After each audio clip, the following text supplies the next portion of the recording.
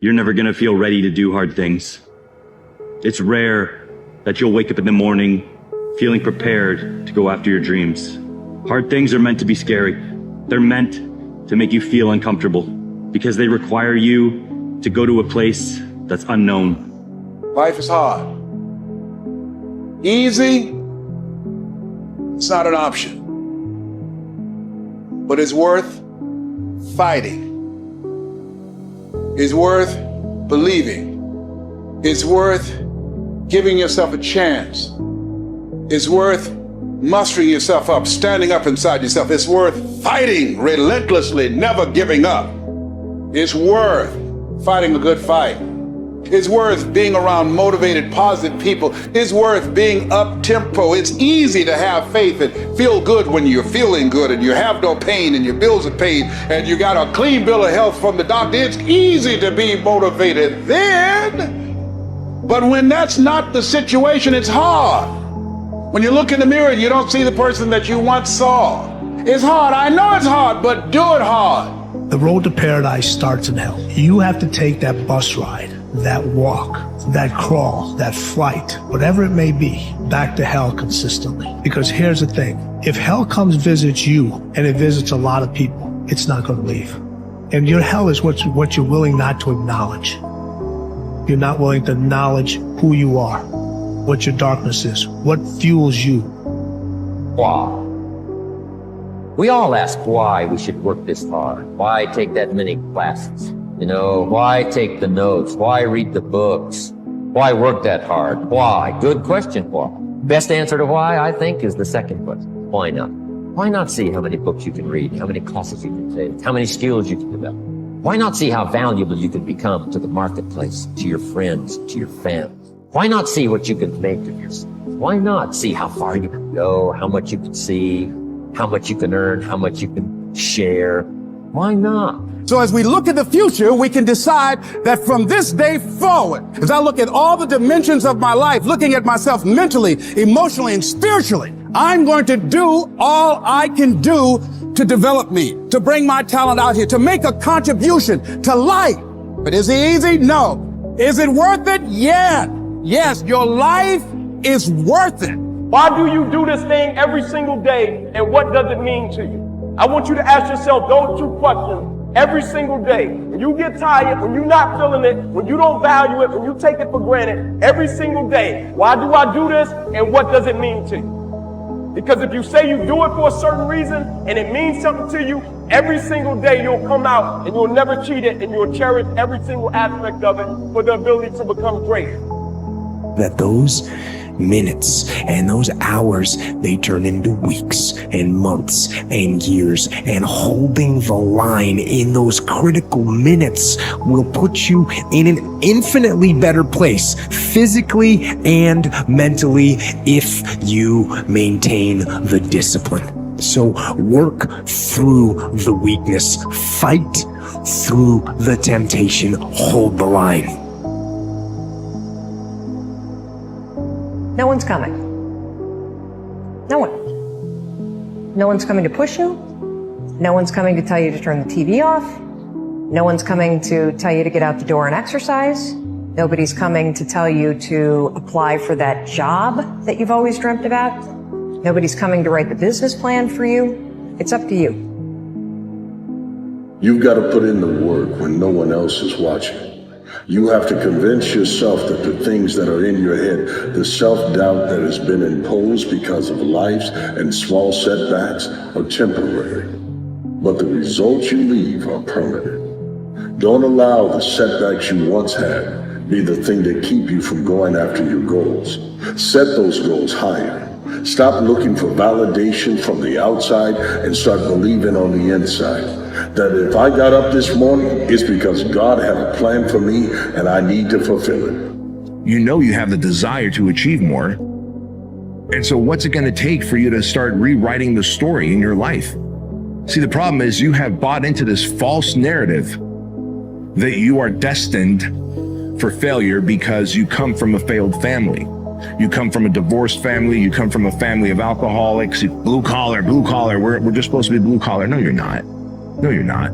You can make as much money as you want. You can have as much freedom as you want. You can have as much opportunity as you want, but you got to go out and get it, because I can tell you right now, every single one of you out there have exactly what you deserve. It's necessary that you take charge, that you begin to stand up inside of yourself, that you dry your tears and you're not given the luxury of feeling sorry for yourself, that you got to get in a fighting mode. You can't surrender.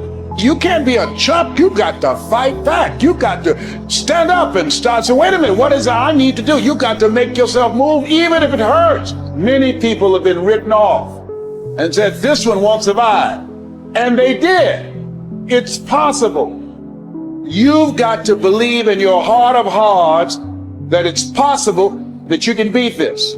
Your belief, your faith, your drive, your determination, your persistence, your perseverance, your spirit. Greater is he that is in you than what's out here in this world. So you've got to decide, you've got to say, it's possible that I can beat this.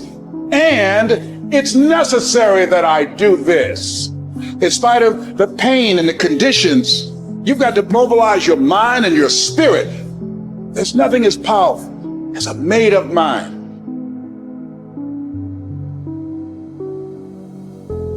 Wanting to become a better version of ourselves is something everyone desires. When we don't make a plan to improve ourselves, we stay stuck or let our limited beliefs control us. But just wanting to change isn't enough. We need clear goals and then take action to make a plan for personal growth that works.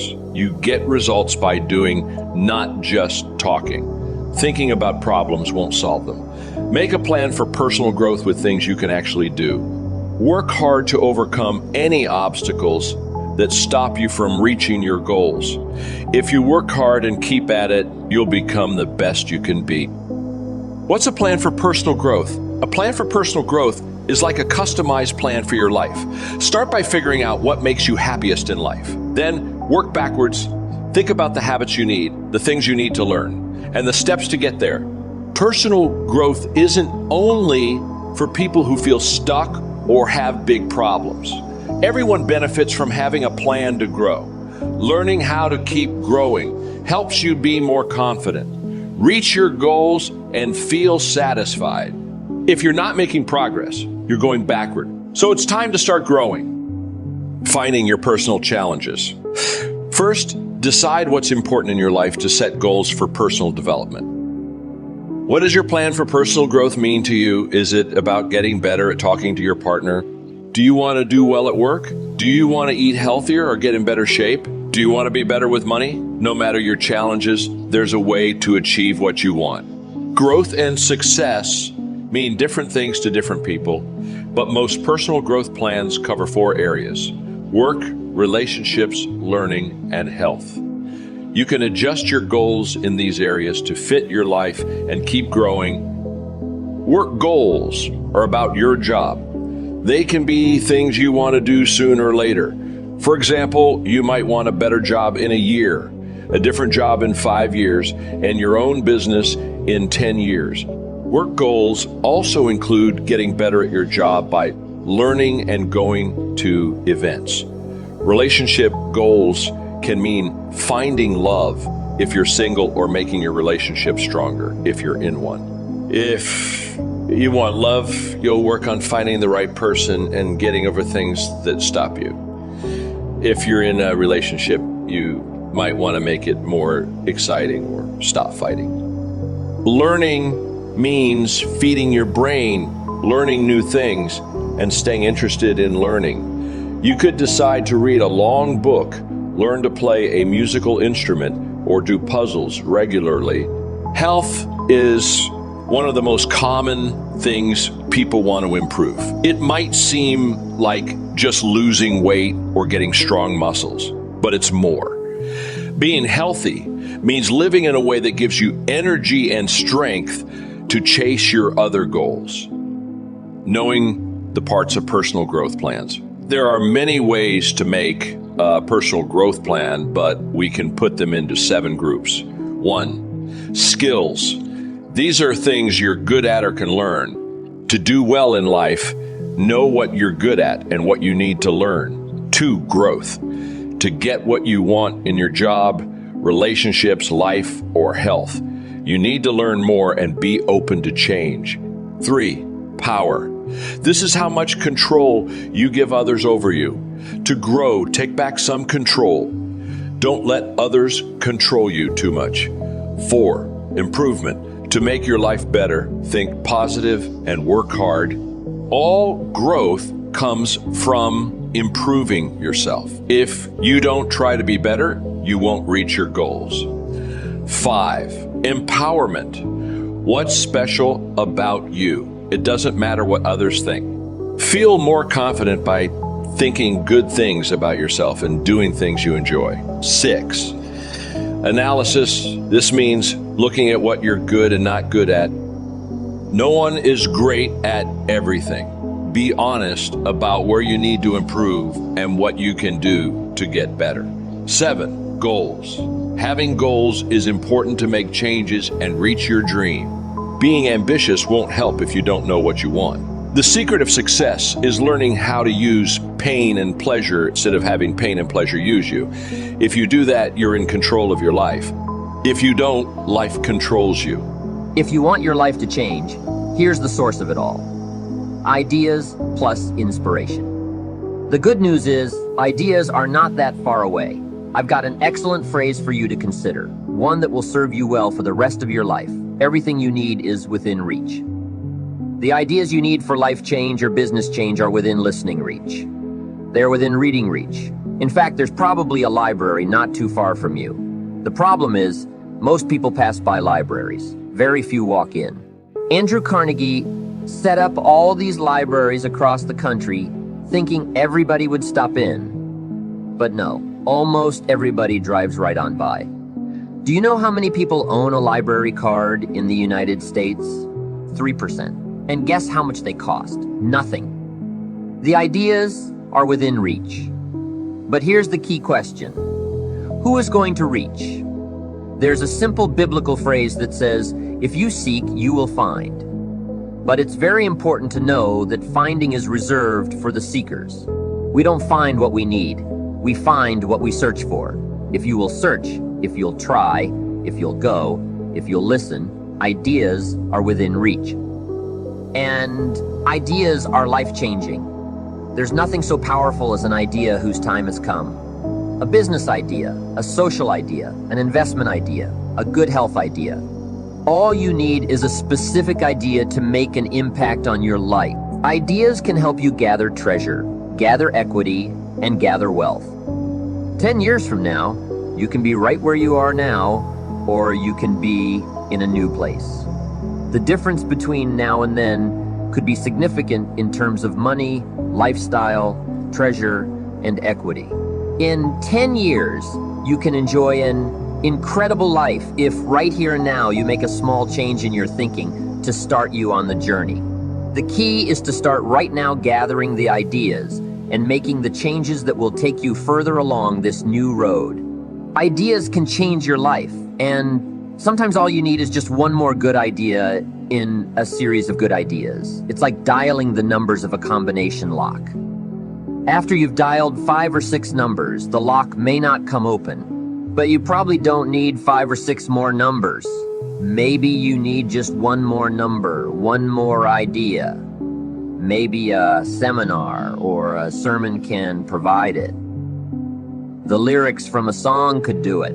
The dialogue from a movie could do it. Conversation with a friend might do it. If you keep your eyes and ears open, you'll find that one last idea you need. Once you find that idea, the lock comes open, and there's the door for you to walk through. Just one more idea, no matter where you get it, may be all you need to open that door of opportunity. If, however, the lock still doesn't open, you may be lacking in inspiration. Who knows why some people are inspired and some are not? Some people find a great idea and turn it down. Some people say that it costs too much. Some people say that it's going to take too much time. Some people are too busy. There are a lot of different reasons why some people are inspired to take advantage of a good idea while others pass it up. I call it mysteries of the mind, and I just leave it at that. there are some things I don't try to figure out. Some people buy and some don't. Some go for it and some don't. Some change and some don't. And if you've been around for a while, you can usually spot those who don't take advantage of a good idea. A man asks me, how come all this stuff goes wrong for me? I say, I don't know. The most I've been able to figure out is that those kinds of things always happen to people like you. I'll bet he's one of the ones who don't take advantage of good ideas. If he continues on that path, he'll probably never find the right combination. That honor will always fall on the ones who do. Like you.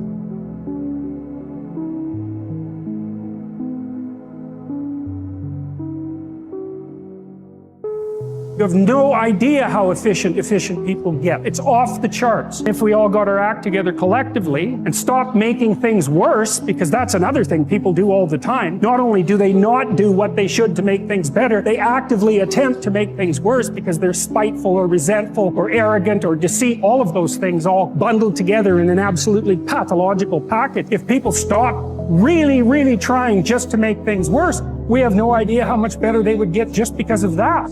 I want you to think about those goals. I want you to taste them. I want you to internalize it. I'm telling you to dream your dream because I want you to feel it. I want you to taste it. Just like when the weather is changing, you can feel it. I want you to be able to feel when you're getting closer to it and closer to it. You got to have a dream session. You got to take out 10 minutes, 15 minutes, 20 minutes, and you got to actually go in a room, close the door, and you got to see yourself doing it. You got to feel yourself doing it. You don't have to stay where you're just tolerated and not celebrated. You don't have to stay where you're not happy. You don't have to stay where you're not being better. You don't have to stay where you're suffering. You can free yourself from it. But when are you going to do it? When are you going to realize that if you don't do it, you're going to be staying with this pain forever? You're going to stay in this place of misery for the rest of your life. And I'm not trying to put fear in your heart, but I am putting reality on your mind. Nothing's going to change. At some point, if it serves no purpose in your life, for your life, you got to free it from your life. And I know it's easier said than done. But you know it's a lot harder? Staying in pain for the rest of your life. You know it's a lot harder? Staying in chaos for the rest of your life. You know it's a lot harder? Staying in misery for the rest of your life. You can work on micro habits with regards to your conscientiousness. And I think the best micro habits is to set up some aims for yourself, goals that you actually value. Well, all right, you're going to have to put some effort into your life. And you need to be motivated to do that. And so what are the potential sources of motivation? Well, you could think about them in the big five.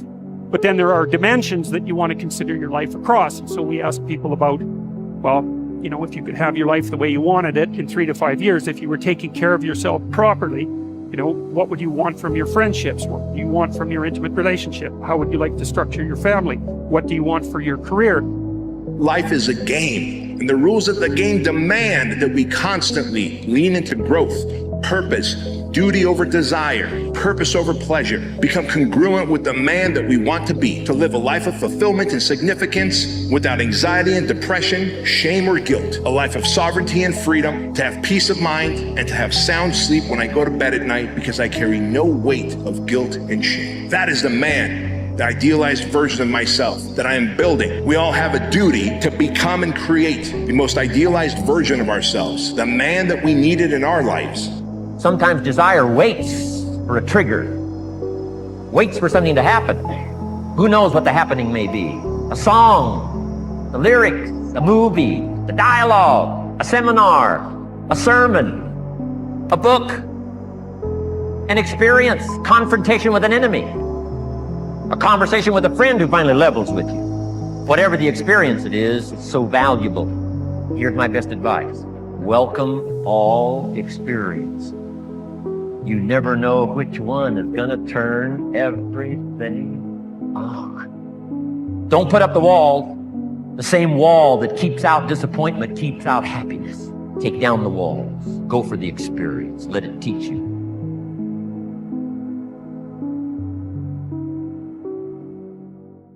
Ask yourself a question. If I could have what I needed and wanted, what would that look like? You'll get a dream. You'll get a vision. And it comes to you. That's the most accurate way of describing it. It makes itself manifest in the theater of your imagination. It's a rather frightening question to find out, to allow yourself to ask yourself what it is that you really need and want. You're only limited by weakness of attention. All you need is to give it your full attention, the will to do it. See, the will gives us the ability to concentrate. I don't know what you want, but I do know this. If you can think it, and you can let yourself get emotionally involved with it, and you stay focused on it, you can have it. So the only thing you need to know right now, the point is not to avoid the pain, and you need to stop asking yourself, what's the least you can do to get good? And you need to start asking yourself, what's the most you can bear to become great? Once you understand the whole point is to let the suffering and the pain harden you into becoming the version of yourself that you need to become in order to execute at the highest level, to be world class at anything, and stop avoiding it, stop being afraid of it, and start understanding for what it really is, which is the thing that shapes you. I got here not because I'm the strongest, not because I'm the fastest, not because I'm the best. I never stopped fighting. It got harder and it got harder, and it seemed the further I climbed, the harder it got. But I didn't stop. I didn't quit. I just kept fighting and fighting and fighting. Once you begin to discover who you are, then you really realize how you have been given authority and dominion over everything on the face of the earth, including all the dimensions of your life. But you can only do that through the struggle of life. As you go toward your goals and your dreams, spring forth with a mighty faith to write the book that ought to be written by you, to help the people that ought to be helped by you, to make the difference in our society that ought to be made by you. It's time. It's time for you to level up. It's time for you to get out of your routines and start making it a reality and do something unique and different. Struggle a little bit, hurt a little bit, sacrifice, and dedicate yourself. Because there's no other way. The time is right now to make a difference, to be better than you was yesterday. And you may not believe this, but you got to do more than less. You got to give a little bit more than less.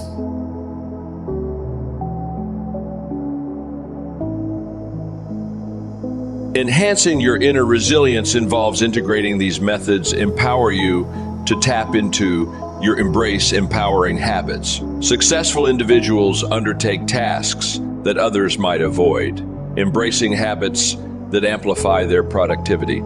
Incorporate morning rituals such as priming to shape your mindset positively and establish a constructive tone for the day. Other rituals like affirmations and envisioning your goals also prove effective. A cold morning plunge followed by a nourishing breakfast can invigorate you, setting a proactive tone. Recognize the impact of your decision. Humans possess the unique gift of conscious decision-making. We can assign meaning to our experiences, opting for positivity even in challenging situations. Building inner resilience entails confronting difficulties head-on and leveraging them for personal growth. Acknowledging our role as architects of our lives empowers us to take charge and rise above circumstances. Elevate your standards. Maintaining the status quo rarely leads to significant change. Elevating your standards, however, can yield transformative results. Surround yourself with accomplished individuals who align with your aspirations. Proximity to success influences your journey, as does mentorship or professional guidance. Raising your standards contributes to a comprehensive enhancement of your life. Discover your life's purpose. A compelling purpose acts as a driving force that propels us to excel. True purpose often transcends material gain, aligning with a desire to contribute positively. Reflect on the legacy you wish to leave and the milestones you consider essential. Contemplate what achievements will bring you pride or regret. This introspection unveils your purpose, nurturing your inner resilience. Transform shoulds into musts, shifting from a casual attitude of should to a determined mindset of must injects a sense of urgency into your actions. Inner resilience thrives when you commit fully to your journey, treating each step as essential. Release the weight of the past. While our past experiences shape us, dwelling on them can hinder progress.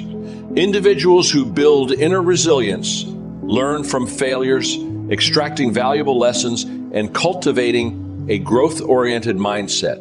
Replace disempowering narratives with positive thoughts, redirecting your mental energy towards personal development. Prioritize your focus. Directing your attention towards your goals is crucial for success. Rather than fixating on past failures, channel your energy into shaping your future. The present moment holds significance while the past is behind you and the future is shaped by your imagination. Commit to achieving your goals, making setbacks seem inconsequential. Leverage prior experiences. Drawing from past encounters can be a valuable resource for building inner resilience. During challenging times, reflect on the emotions or beliefs that helped you find strength before.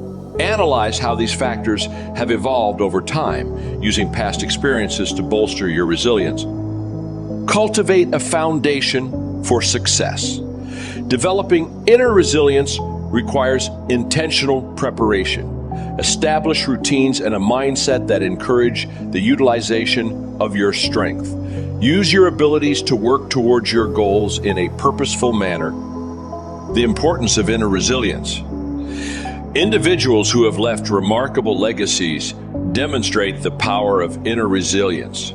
Beyond entrepreneurial achievements, inner resilience offers a sense of tranquility and purpose. It provides the strength needed to endure challenging times, fostering forgiveness and self-control. Positive thinking becomes a tool to overcome adversity. Importantly, unlocking inner resilience doesn't always stem from adversity. Anyone can tap into this potential. The journey towards personal growth, as illustrated by various stories, can be transformative without requiring rock-bottom experiences. Persistence is self-discipline in action. Your ability to persist in the face of all setbacks and temporary failures is essential to success in life. Napoleon Hill said, "Persistence is to the character of man as carbon is to steel. The primary reason for success is persistence." And, likewise, the primary reason for failure is lack of persistence, quitting too soon. There is a direct link between self-discipline and self-esteem. Each time you discipline yourself to do what you should do, when you should do it, whether you feel like it or not, your self-esteem increases. This, why there is direct relationship between self-esteem and persistence. Each time you persist and force yourself to continue on, even when you feel like quitting, your self-esteem goes up. Each act of self-discipline strengthens every other act of self-discipline. Every act of persistence strengthens every other act of persistence. When you discipline yourself to persist over and over, you like and respect yourself more and more. You become stronger and more confident. Eventually, you become unstoppable. Persistence is its own reward. Every time you force yourself to persist on a task, whether it is large or small, you feel happier and better about yourself. When you go the extra mile and do more than you are paid for or more than is expected, your self-esteem goes up. You feel more powerful and in greater control of your life. In your career, when you go the extra mile, you put yourself on the side of the angels. The primary difference between winners and losers in life is simple. Winners never quit, and quitters never win. You can increase your ability to persist by talking to yourself positively. Say these words: I am unstoppable. Before you begin any major undertaking, pre-program yourself by telling yourself, I never give up. Before you can achieve anything worthwhile in life, you have to pass the persistence test. This is usually a snap quiz sprung on you unexpectedly with no warning. You suddenly face a major setback, problem, temporary failure, or even a complete disaster. When this happens, remind yourself that this is the testing time. This is when you demonstrate what you are really made of. This is when you show yourself and others the strength of your character and your true determination to succeed. Your ability to respond effectively to setbacks. Your level of response. Ability is the measure of your readiness to succeed. When you experience a major setback or problem, you will feel temporarily stunned. This feeling is very much like a punch in the emotional solar plexus. You will be stopped for a few seconds or a few minutes. During this period, you will often feel discouraged or experience self-pity. You will say, "Why me?" However, it is not how far you fall that counts, but rather how high you bounce. Your aim is to bounce back as quickly as possible. Resilience in the face of unexpected reversals is vital to long-term success. Remember the warrior's creed, "I will lay me down to bleed a while, and then rise and fight again." Don't be surprised, shocked, or set back when things go wrong. Your best laid plans will often fall apart. Instead, expect disappointments and setbacks as a part of life. Take a deep breath, pick up the pieces, and continue onward.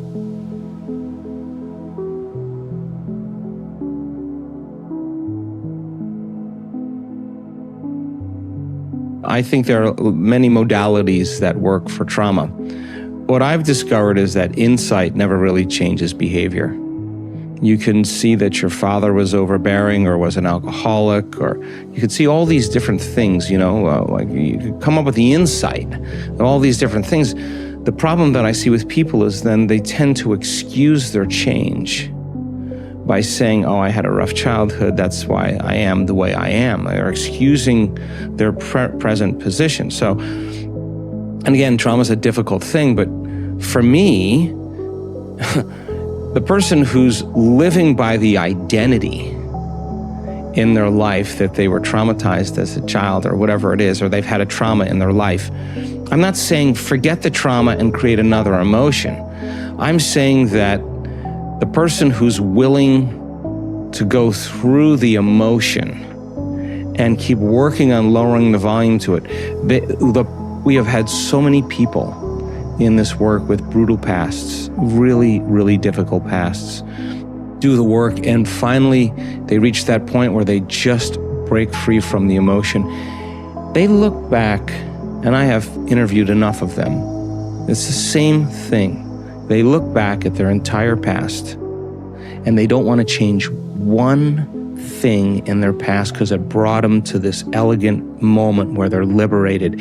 They see their betrayers, they see their abusers, they have nothing but love for them. Now, the side effect of that, and many times they'll say, it was like my heart blew wide open. They had to pass through the valley of the shadow of darkness to get there. And they just thought, I don't know if I can go any further. And they went one more time. And the body literally was liberated from the past, right? Because the trauma is not just in the brain. The trauma is stored emotionally in the body. So you want to take the body out of the past, out of the known. What do you think the body's going to say if it's been conditioned to be the mind? The unknown is a scary place. You step out into the unknown, you're going to be unprepared for that trauma. You don't know how it's going to happen. And so the person keeps clinging to the known. But when the person finally overcomes the emotion, the body literally is freed from the chains of the past. When we live in a constant state of stress, our heart center becomes incoherent, and this stifles our ability to create. In response to chaotic heart rhythms, the brain becomes very disintegrated and incoherent, and that incoherence is reflected in the two branches of the ants.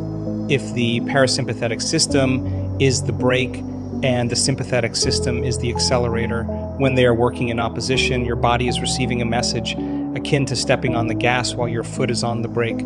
It doesn't take a significant amount of automotive knowledge to understand the ramifications of these opposing forces. We wear out the brakes and put stress on the drivetrain, while the resistance wastes energy and reduces fuel efficiency.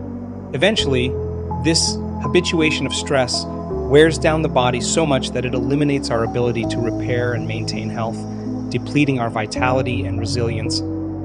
If resilience is based on efficient energy management, you may feel completely drained, out of sorts, and perhaps sick while under the influence of chronic stress.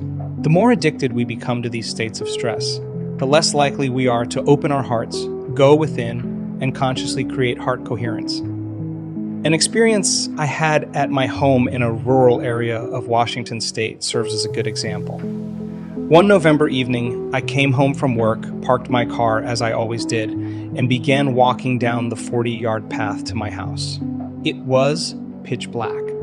About 30 yards from my front door, off to my right, I heard an ominous growl coming from behind some very large rocks. Immediately, I narrowed my focus on matter, something, and found myself thinking, what could be lurking in the darkness? I began searching in my mind and then my environment for knowns from my past memory bank in order to predict my future. Could it be one of my dogs? I wondered. I started calling out their names, but there was no response. As I took a few more steps, the growling became louder. Without my having to think about mobilizing the energy in my body, the hair on the back of my neck stood up. My heart rate and respiratory rate increased, and my senses became heightened in preparation for fight or flight. I took out my cell phone and turned on the flashlight to narrow my focus on the possible threat, but I still couldn't see what was making the noise. From the darkness, the growling continued.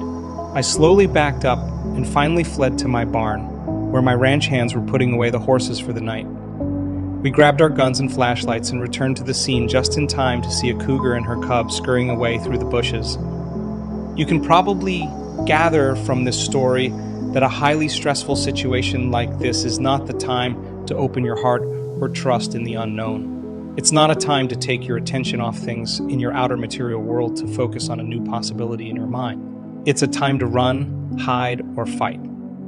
But if you are perpetually hooked into the fight or flight state, even if there is no cougar in the bushes, you will be less likely to want to close your eyes and go within because you have to keep your attention on the perceived threat outside of you.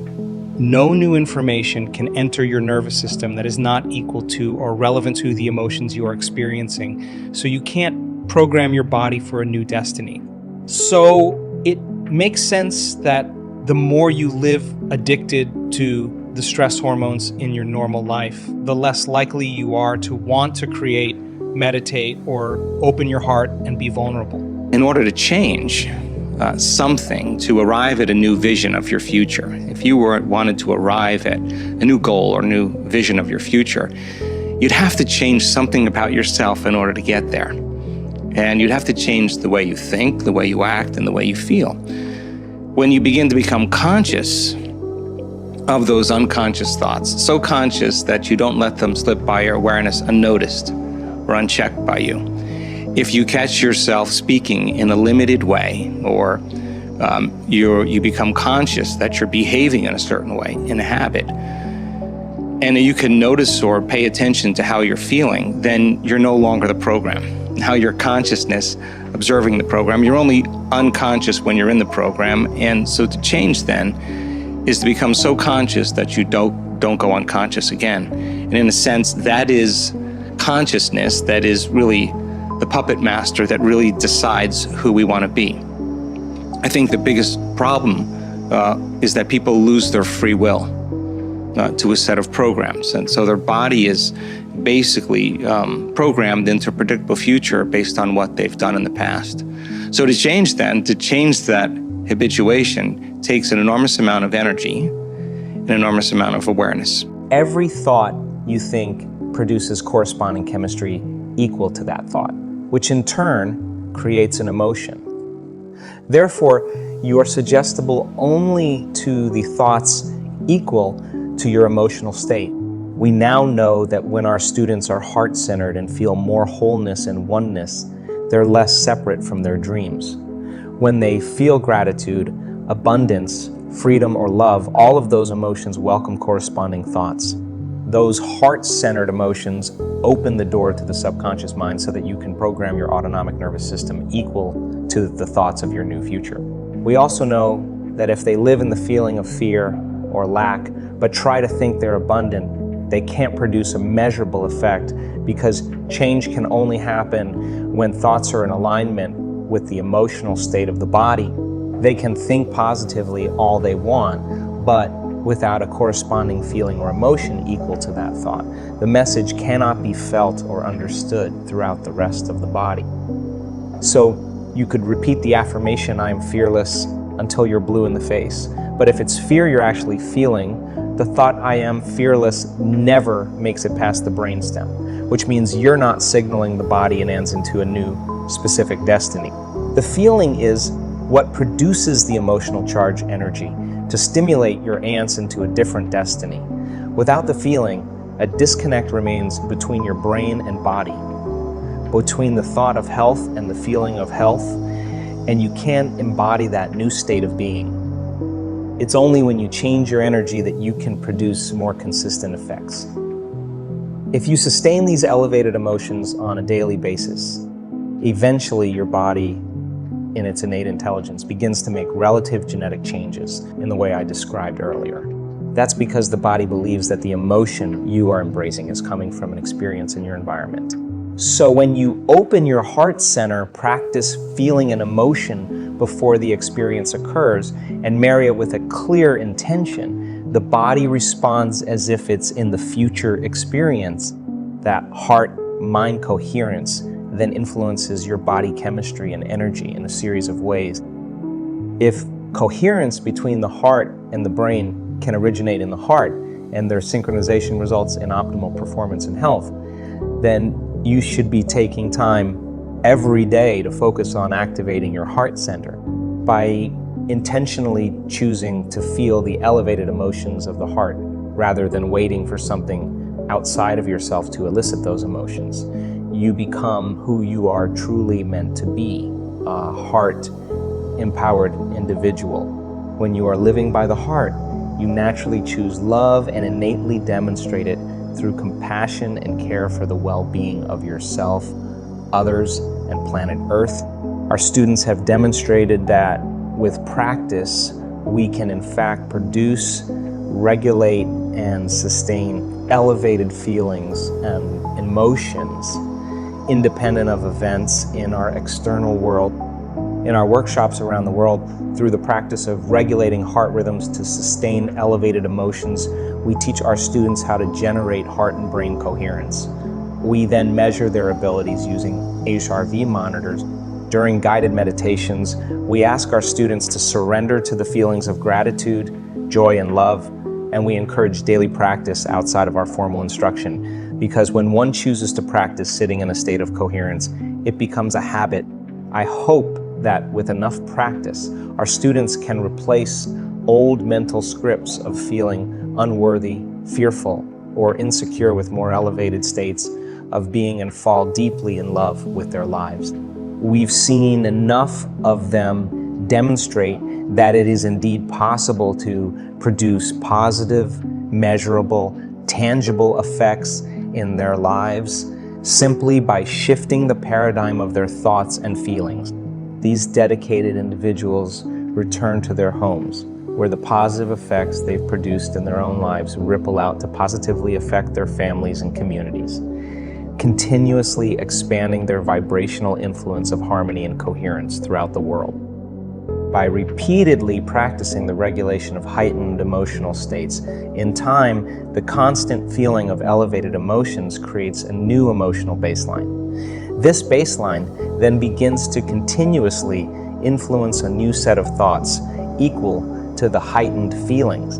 The summation of those novel thoughts creates a new level of mind, which then produces more corresponding emotions equal to those thoughts, further sustaining that baseline. When this feedback loop between the heart, body, and mind, brain occurs, you are in an entirely new state of being. The consciousness of the unlimited mind and the energy of profound love and gratitude.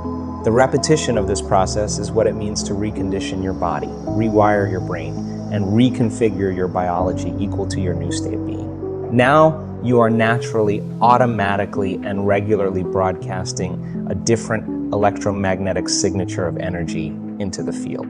This is who you are or who you have become. Countless history books could be written through the lens of incoherent emotions, whether the result is a Shakespearean tragedy, genocide, or a World War survival emotion such as blame. Hate, rage, competition, and retribution have resulted in an endless, unnecessary trail of pain, suffering, oppression, and death. The results have caused humans to live in opposition and conflict rather than in peace and harmony. This is a time in history when we can break that cycle. This is a pivotal moment in the story of humanity where ancient wisdom and modern science are intersecting to provide us with the technology and scientific understanding to learn not only how to more efficiently and effectively manage our emotions, but also what that means for our health, relationships, energy levels, and personal and collective evolution. It doesn't require moving mountains, only changing our internal state of being. This allows us to alter the way we act with one another, replacing stressful situations with positive experiences that give us energy, fill our spirit, and leave us with a sense of wholeness, connection, and unity. Wake up every day. How bad do you want it?